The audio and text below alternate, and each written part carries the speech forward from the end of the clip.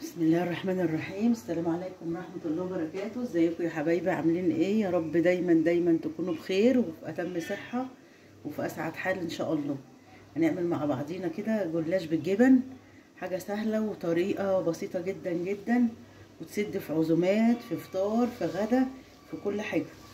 معانا دلوقتي صينية اهي، وحطينا فيها حوالي مغرفة او مع كبشة سمنة اهي، ومعايا الجلاش بتاعي اهو، انا قطعتها اهو.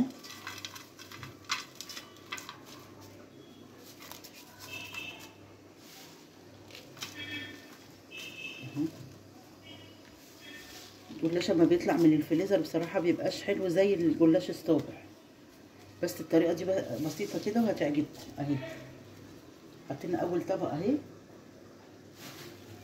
معانا زيتون مخلي، نحط الزيتون بتاعنا اهو، حاجه كده جميله جميله جميله.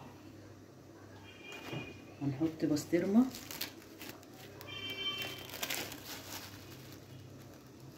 اهو،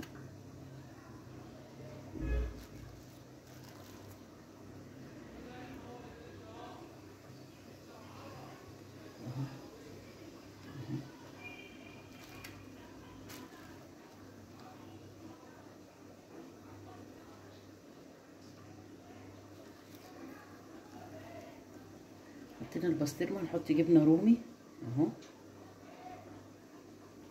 اي بواقي عندك جبن في التلاجة حطيها اهو،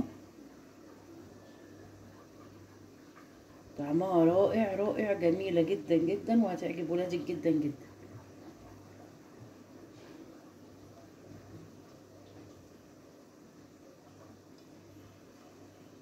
ادي يا حبايبي كده حطينا اهو. هنحط بقيه الجلاش بتاعنا، نغطي بيه الوش اهو.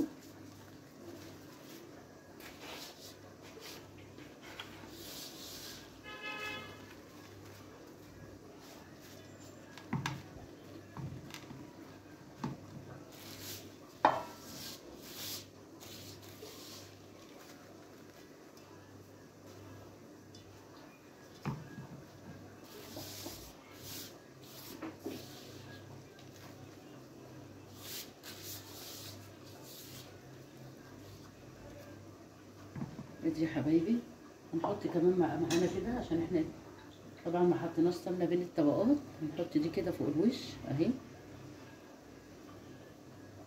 اهو، عشان يبقى كل الصينيه خدت سمنه معاها. هنجيب بيضايه اهي،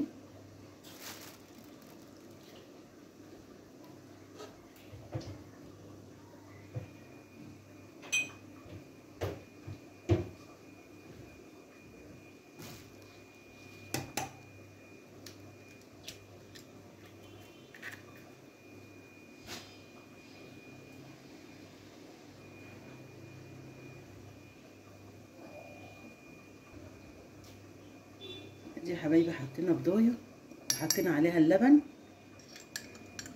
الفلفل الاسود. قلبها قوي بقى على الصينيه كده،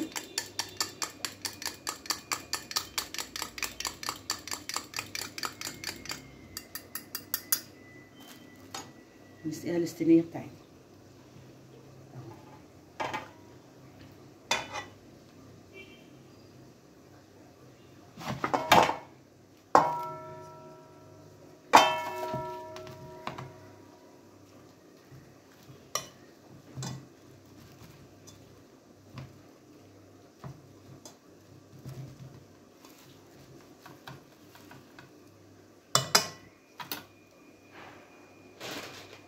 هنجيب الموزاريلا بتاعتنا اهي، ده برضو فوق الوش اهو.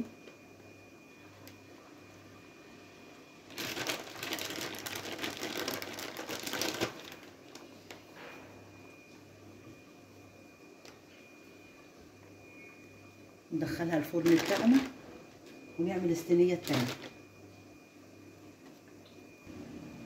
نعمل بقى يا حبايبي الصينيه التانيه. ما شفتونيش وانا بقطع الجلاش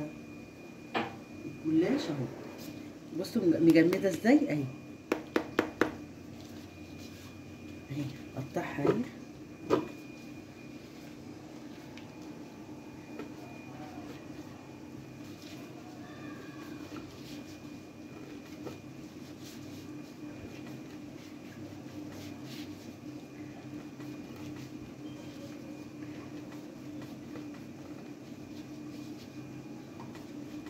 دي بقى هنعملها بالفلفل، الناس اللي بتحب الحاجات الحاره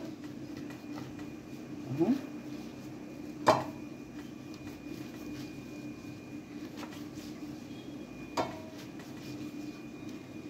طعمها يا جماعه هيعجبكم جدا جدا، طعمها جميل، ولادك هيحبوها جدا.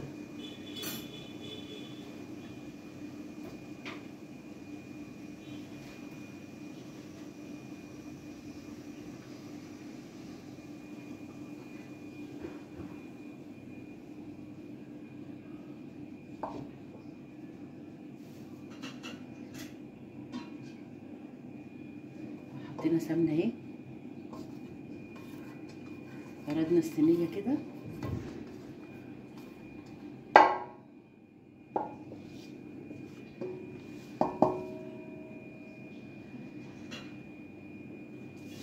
نحط نص الكميه برضو اهو.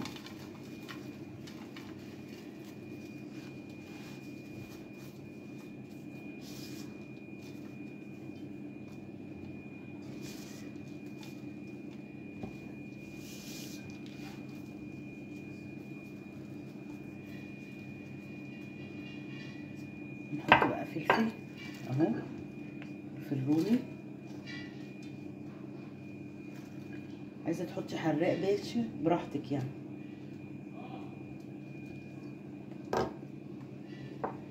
بس الفلفل بيديها تيست حلو جدا، طعم حلو.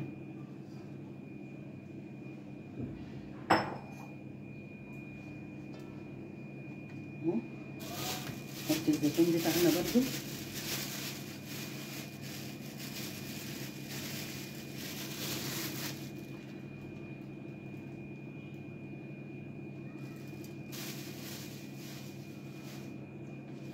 جبنه الرومي.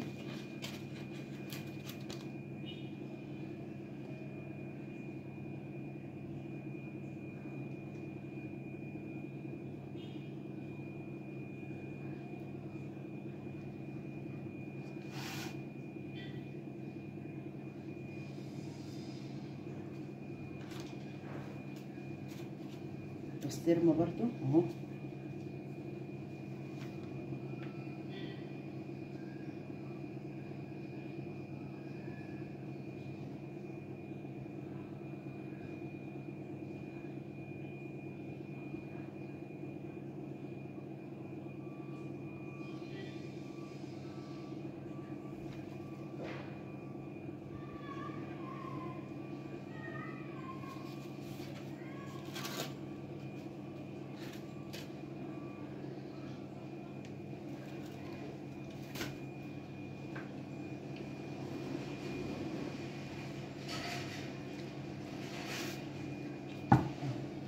بصوا حطينا بقى، بصوا ما شاء الله شكلها جميل ازاي اهو.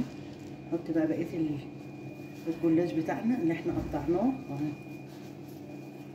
نغطي الوش.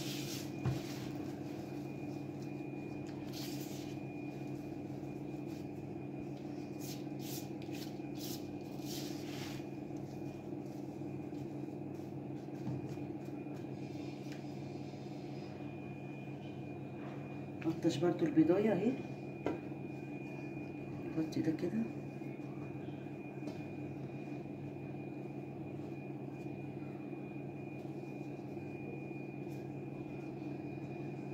مخليش اي حاجه من اللي تحت دي باينه عشان ما تتحرقش مني من النار. تاخد من ربع ساعه لتلت ساعه في الفرن، مش اكتر من كده يعني.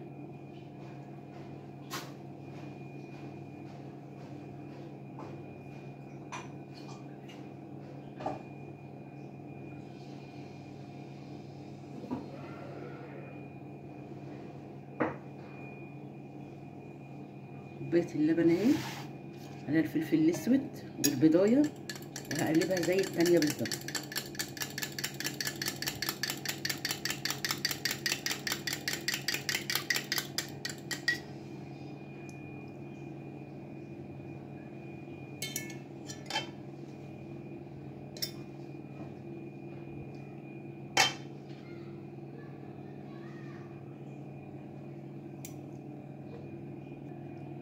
خلاص هنحط السمنه بقى بتاعتنا برضو اهي.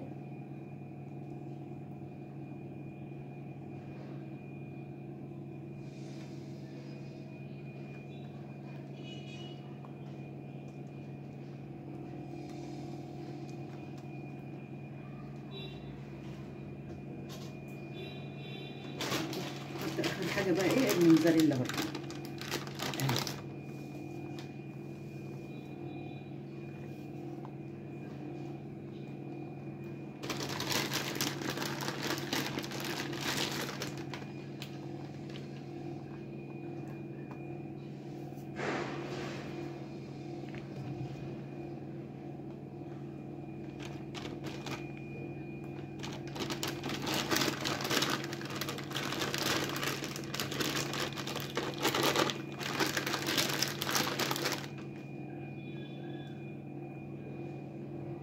الصينيه دي يعني واخده حقها والزياده بصراحه يعني. الاخير ربه كريم عشان هي التانية يعني.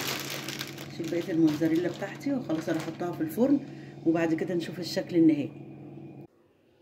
ورجعنا مع بعض تاني وعملنا احلى بيتزا بالجلاش.